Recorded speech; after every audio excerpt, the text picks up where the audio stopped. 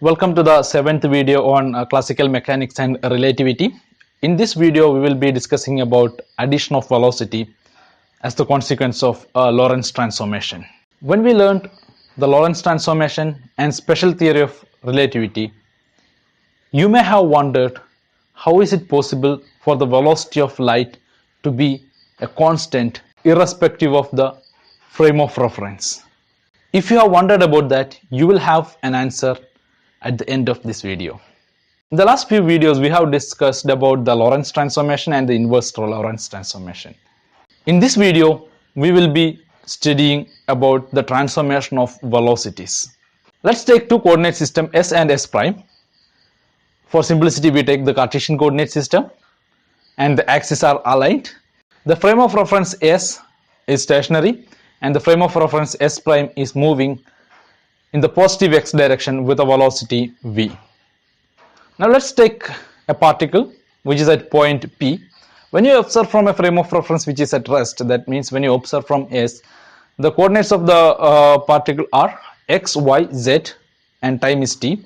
And when you observe from the S prime, the coordinates of the particles are x prime, y prime, z prime and t prime. Now you can use the Lorentz transformation or the inverse Lorentz transformation to transform the coordinates from one frame of reference to other. Let's define the velocity of the particle from both the frame of reference. If you measure the velocity of the particle from the unprimed frame of reference S, in the x direction ux is equal to dx by dt. In the y direction the velocity is equal to dy by dt. In the z direction the velocity is equal to uz, which is equal to dz by dt. From the primed frame of reference, the velocity of the particles are in the x direction u prime x equal to dx prime by dt prime. In the y direction u prime y is equal to dy prime by dt prime. In the z direction u prime z is equal to dz prime by dt prime. Let's use the inverse Lorentz transformation to transform the velocity from one coordinates to other. And the inverse Lorentz transformation equations are x equal to gamma times x prime plus vt prime, y is equal to y prime, z is equal to z prime, t is equal to gamma times t prime plus v x prime by c square. Now if you differentiate it, you will get dx is equal to gamma times dx prime plus v dt prime, dy is equal to dy prime, dz is equal to dz prime, and dt is equal to gamma times dt prime plus v dx prime by c square. Now we know vx is equal to dx by dt. So if you substitute the value of dx and dt here, vx equal to gamma times vx equal to dx by dt, which is equal to gamma times dx prime plus v dt prime divided by gamma times dt prime plus v dx prime by c square. Now you divide the numerator and denominator by dt prime, then you will get ux is equal to dx prime by dt prime plus v divided by 1 plus v by c square into dx prime by dt prime. You can substitute dx prime by dt prime is equal to ux prime. If you substitute that, you will get ux is equal to ux prime plus v divided by 1 plus ux prime v by c square. Here ux prime is the velocity of the particle measured in the x direction from S prime, and ux is the velocity of the particle measured from frame of reference S in the x direction, and v is the velocity of the primed coordinate system.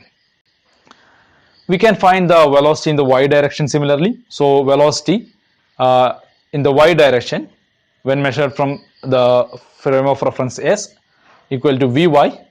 So vy is equal to dy by dt, which is, and if you substitute the value of dy and dt, you will get dy by dt is equal to dy prime divided by gamma into dt prime plus v dx prime by c square. Again you would divide the numerator and denominator by dt prime, you will get uy is equal to dy prime by dt prime divided by gamma into 1 plus v by c square into dx prime by dt prime. And if you substitute dy prime by dt prime is equal to uy prime and dx prime by dt prime is equal to ux prime, then you will get uy is equal to uy prime divided by gamma into 1 plus v u prime x by c square. Similarly, you can calculate the velocity in the z direction when measured from the frame of reference S as uz, which is equal to uz prime divided by gamma into 1 plus v ux prime by c square. So you got three transformation equation which transform the velocity from one coordinate to the other. Unlike the Galilean transformation equation, these transformation equations just don't add the velocity. It adds the velocity with a weight factor, and whatever you see the denominator is the weight factor. Now if you substitute v is very small compared to c, then all this transformation equation will be exactly equal to the Galilean transformation equations, which is ux is equal to ux prime plus v, uy is equal to uy prime, uz is equal to uz prime. Now if you use the Lorentz transformation equation, then you can transform the velocity from the unprimed coordinate system to the primed coordinate system, and these are the transformation equations I have given here, and you can have a look. And these transformation equations transforms the velocity from the unprimed coordinate to the primed coordinate. In the beginning of this video, I told you that towards the end I will show how the velocity of light is constant in every frame of reference irrespective of its velocity. Now let's calculate that. If the particle is a photon, if the particle at P is photon, then the velocity of the photon measured from a frame of reference S will be equal to c. And now imagine if the light is traveling only in the x direction, then you can substitute the ux prime is equal to c in the equation. Ux equal to ux prime plus v divided by 1 plus ux prime v by c square. So if you substitute ux prime is equal to c, what you get is c plus v divided by 1 plus cv divided by c square. So 1 c and c will cancel out. So what you get is c plus v divided by 1 plus v by c. Now if you multiply and divide the numerator by c, you will get c into 1 plus v by c divided by 1 plus v by c. So 1 plus v by c and v by c will get cancelled. So you will get ux is equal to c. If you measure the velocity of light from the frame of reference S prime, and if you measure the velocity of light from frame of reference S, you would get exactly same value, that is equal to c.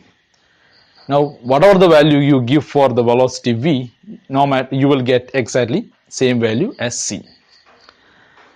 Thanks a lot for watching this video. I'm Dr. Pradeep, your physics teacher. If you have any doubt or any questions, you can comment below.